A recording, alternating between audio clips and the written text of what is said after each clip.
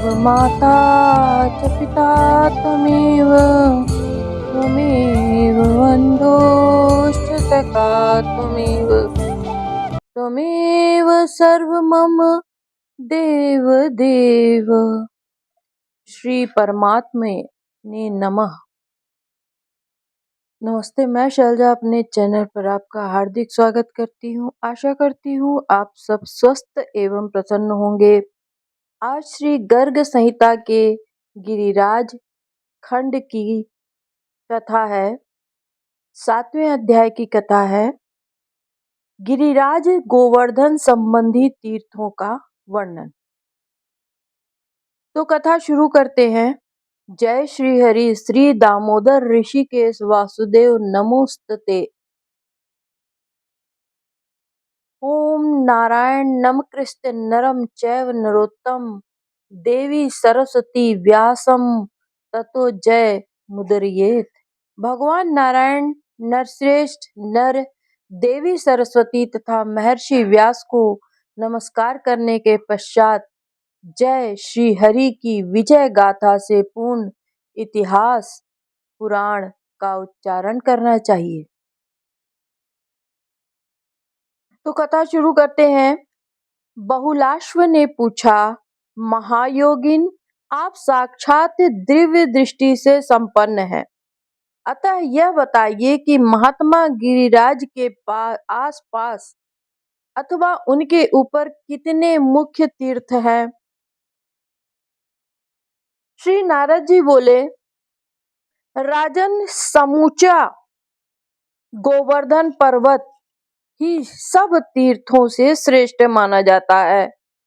वृंदावन साक्षात गोलोक है और गिरिराज को उसका मुकुट बताकर सम्मानित किया गया है। यह पर्वत गोपों गोपियों तथा गौओं का रक्षक एवं महान कृष्ण प्रिय है, जो साक्षात पूर्ण ब्रह्म का छत्र बन गया। उससे श्रेष्ठ तीर्थ दूसरा कौन है। भुवनेश्वर एवं साक्षात परिपूर्णतम भगवान श्री कृष्ण ने जो असंख्य ब्रह्मांडों के अधिपति, गोलोक के स्वामी तथा परात्पर पुरुष हैं, अपने समस्त जनों के साथ इंद्रयाग को धता बताकर जिसका पूजन आरंभ किया, उस गिरिराज से अधिक सौभाग्यशाली कौन होगा। मैथिल जिस पर्वत पर स्थित हो भगवान श्री कृष्ण सदा ग्वाल बालों के साथ क्रीड़ा करते हैं, उसकी महिमा का वर्णन करने में तो चतुर्मुख ब्रह्मा जी भी समर्थ नहीं है। यत्र वै मानसी गंगा महापापौ घनाशिनी गोविंद कुंडम विशदम शुभ्रम चंद्र सरोवरम। जहाँ बड़े बड़े पापों की राशि का नाश करने वाली मानसी गंगा विद्यमान है, विशद गोविंद कुंड तथा शुभ्र चंद्र सरोवर शोभा पाते हैं, जहाँ राधा कुंड, कृष्ण कुंड, ललिता कुंड, गोपाल कुंड एवं कुसुम सरोवर सुशोभित है। उस गोवर्धन की महिमा का कौन वर्णन कर सकता है। श्री कृष्ण के मुकुट का स्पर्श पाकर जहाँ की शिला मुकुट के चिन्ह से सुशोभित हो गई, उस शिला का दर्शन करने मात्र से मनुष्य देव शिरोमणि हो जाता है। जिस शिला पर श्री कृष्ण ने चित्र अंकित किए हैं, वह चित्रित और पवित्र चित्रशिला नाम की शिला आज भी गिरिराज के शिखर पर दृष्टिगोचर होती है। बालकों के साथ क्रीड़ा में संलग्न श्री कृष्ण ने जिस शिला को बजाया था, वह महान पाप समूहों का नाश करने वाली शिला वादिनी शिला अथवा बाजनी शिला के नाम से प्रसिद्ध हुई। मैथिल जहाँ श्री कृष्ण ने ग्वाल बालों के साथ कंदुक क्रीड़ा की थी, उसे कंदुक क्षेत्र कहते हैं। वहाँ शक्रपद और ब्रह्मपद नामक तीर्थ है, जिनका दर्शन और जिन्हें प्रणाम करके मनुष्य इंद्रलोक और ब्रह्मलोक में जाता है। जो वहां की धूल में लौटता है वह साक्षात विष्णु पद को प्राप्त होता है।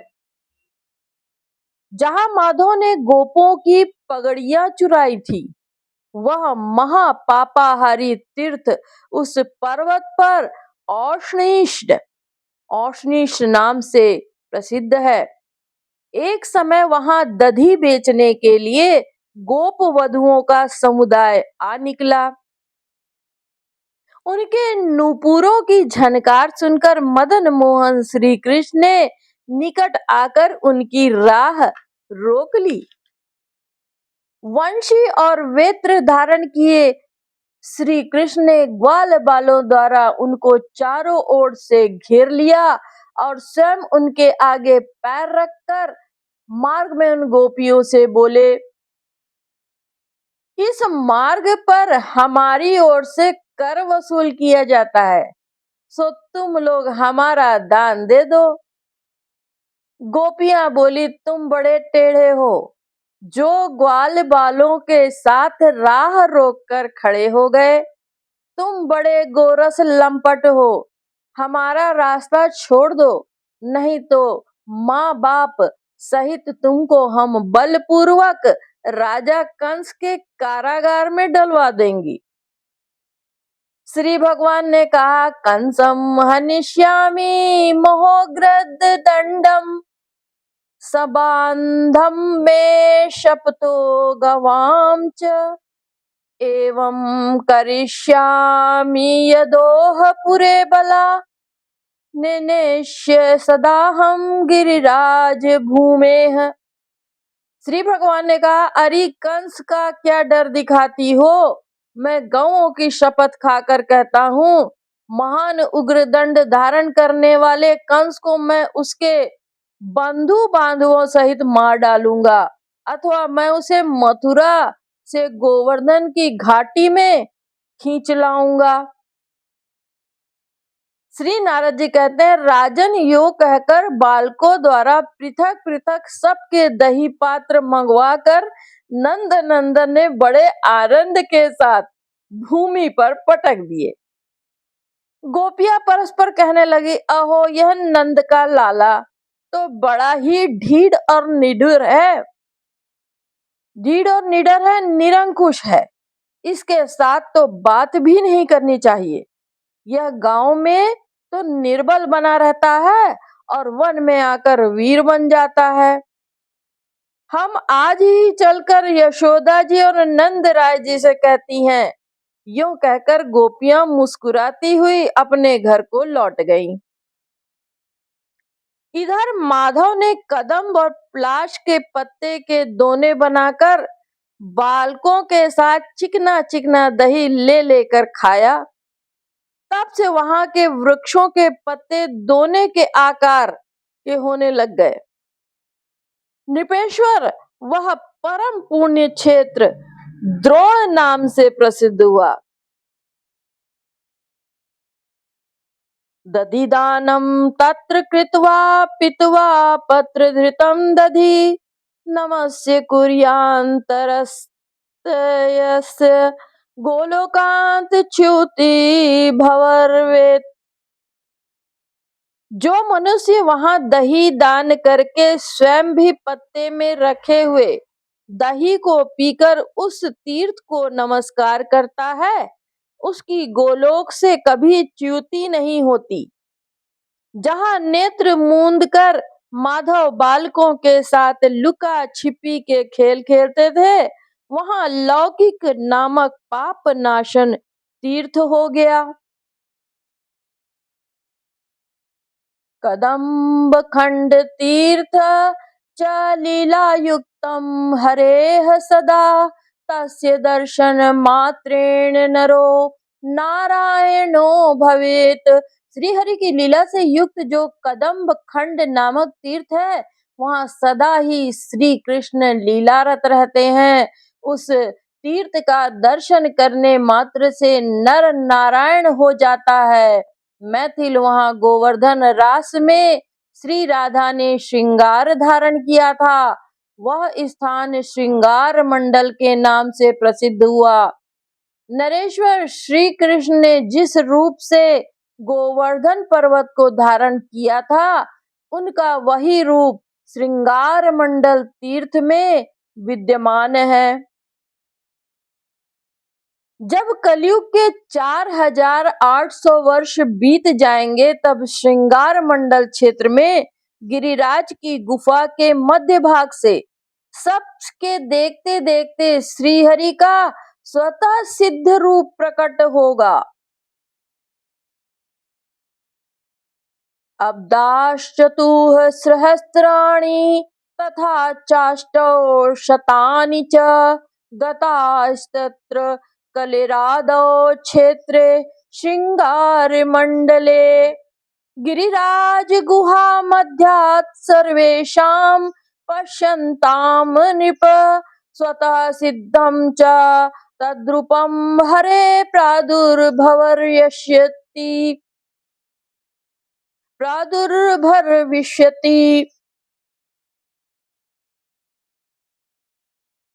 नरेश्वर देवताओं का अभिमान चूर्ण करने वाले उस स्वरूप को सज्जन पुरुष श्रीनाथ जी के नाम से पुकारेंगे। राजन, गोवर्धन पर्वत पर श्रीनाथ जी की सदा ही लीला करते हैं। मैथिलेंद्र, कलयुग में जो लोग अपने नेत्रों से श्रीनाथ जी के रूप का दर्शन करेंगे, वे कृतार्थ हो जाएंगे। भगवान श्रीनाथ जी भारत के चारों कोनों में क्रमशः जगन्नाथ, श्री रंगनाथ, श्री द्वारकानाथ और श्री बद्रीनाथ के नाम से प्रसिद्ध है। नरेश्वर भारत के मध्य भाग में भी गोवर्धन नाथ के नाम से विद्यमान है। इस प्रकार पवित्र भारत ये पांचों नाथ देवताओं के ही स्वामी है। पवित्र भारत में ये पांचों नाथ देवताओं के भी स्वामी हैं। वे पांचों नाथ सद्धर्म रूपी मंडप के 5 खंबे हैं और सदा आंतों की रक्षा में तत्पर रहते हैं। उन सबका दर्शन करके नर नारायण हो जाता है। जो विद्वान पुरुष इस भूतल पर चारों नाथों की यात्रा करके मध्यवर्ती देव दमन श्री गोवर्धन नाथ का दर्शन नहीं करता, उसे यात्रा का फल नहीं मिलता। जो गोवर्धन पर्वत पर देव दमन श्रीनाथ का दर्शन कर लेता है, उसे पृथ्वी पर चारों नाथों की यात्रा का फल प्राप्त हो जाता है। मैथिल जहाँ ऐरावत हाथी और सुरभि गौओं के चरणों के चिन्ह हैं, वहाँ नमस्कार करके पापी मनुष्य भी बैकुंठ धाम चला जाता है। हस्त चिन्हम पाद चिन्हम श्री कृष्णस्य महात्मनः दृष्ट्वा नत्वा नरः कचिस्त साक्षात कृष्ण पदम व्रजेत। जो कोई भी मनुष्य महात्मा श्री कृष्ण के हस्त चिन्ह का और चरण चिन्ह का दर्शन कर लेता है और उन्हें प्रणाम करता है, वह साक्षात श्री कृष्ण के धाम में जाता है। नरेश्वर ये तीर्थ कुंड और मंदिर गिरिराज के अंगभूत है। उनको बता दिया, अब और क्या सुनना चाहते हैं। एतानि नृपतीर्थानि कुंडाद्यायतनानि च अंगानि गिरिराजस्य किं भूयः श्रोतुमिच्छसि। अब 8वें अध्याय में विभिन्न तीर्थों में गिरिराज के विभिन्न अंगों की स्थिति का वर्णन है। श्री बहुलाश्व ने पूछा, महाभाग देव, आप अपर भूत और भविष्यति की ज्ञाताओं में सर्वश्रेष्ठ हैं, अतः बताइए कि गिरिराज के किन किन अंगों में कौन कौन से तीर्थ विद्यमान हैं। श्री नारद जी बोले, मिथिलेश्वर, जहाँ जिस अंग की प्रसिद्धि है, वहीं गिरिराज का उत्तम अंग माना गया है। क्रमशः गणना करने पर कोई भी ऐसा स्थान नहीं है जो गिरिराज का अंग न हो। मानद जैसे ब्रह्म सर्वत्र विद्यमान है और सारे अंग उसी के हैं, उसी प्रकार विभूति और भाव की दृष्टि से गोवर्धन के जो शाश्वत अंग माने जाते हैं, उनका मैं वर्णन करूंगा। श्रृंगार मंडलस्याधो मुखम गोवर्धनस्य च यत्रान्नकूटं कृतवान भगवान ब्रिजवासिभिः। श्रृंगार मंडल के अधोभाग में श्री गोवर्धन का मुख है, जहाँ भगवान ने ब्रिजवासियों के साथ अन्नकूट का उत्सव किया था। नेत्रे वै मानसी गंगा नासा चंद्र सरोवरः गोविंद कुंडोध्याधरस्य बुकम कृष्ण कुंड कहा। मानसी गंगा गोवर्धन के दोनों नेत्र हैं, चंद्र सरोवर नासिका, गोविंद कुंड अधर और श्री कृष्ण कुंड चिबुक है। राधा कुंडम तस्य जीवा कपोलो ललिता सरः गोपाल कुंड कणश्च कणातः कुसुमाकरः। राधा कुंड गोवर्धन की जीभ और ललिता सरोवर कपोल है, गोपाल कुंड कान है और कुसुम सरोवर क्रीड़ांत भाग है। मिथिलेश्वर जिस शिला पर मुकुट का चिन्ह है, उसे गिरिराज का ललाट समझो। चित्रशिला उनका मस्तक और वादिनी शिला उनकी ग्रीवा है। कंदुक तीर्थ उनका पार्श्व भाग है। उष्णी तीर्थ को उनका कटी प्रदेश बतलाया गया है। द्रोण तीर्थ पृष्ठ देश में, लौकिक तीर्थ पेट में है। कदम्ब खंड हृदय स्थल में है। श्रृंगार मंडल तीर्थ उनका जीवात्मा है। श्री कृष्ण चरण चिन्ह उन महात्मा गोवर्धन का मन है। हस्त चिन्ह तीर्थ बुद्धि तथा ऐरावत चरण चिन्ह उनका चरण है। सुरभि के चरण चिन्हों में महात्मा गोवर्धन के पंख हैं। पुच्छ कुंड में पूंछ की भावना की जाती है। वत्स कुंड में उनका बल, रुद्र कुंड में क्रोध तथा इंद्र सरोवर में काम की स्थिति है। कुबेर तीर्थ उनका उद्योग स्थल और ब्रह्म तीर्थ प्रसन्नता का प्रतीक है। पुराण वेत्ता पुरुष यम तीर्थ में गोवर्धन के अहंकार की स्थिति बताते हैं। मैथिल, इस प्रकार मैंने तुम्हें सर्वत्र गिरिराज के अंग बतलाए, जो समस्त पापों को हर लेने वाले हैं। जो नरश्रेष्ठ गिरिराज की इस विभूति को सुनता है, वह योगी जन दुर्लभ गोलोक नामक परधाम में जाता है, परम धाम में जाता है। गिरिराजों का भी राजा गोवर्धन पर्वत श्री हरि के वक्ष स्थल से प्रकट हुआ है और पुलस्त्य मुनि के तेज से इस ब्रज मंडल में उसका शुभागमन हुआ है। उसके दर्शन से मनुष्यों का इस लोक में पुनर्जन्म नहीं होता।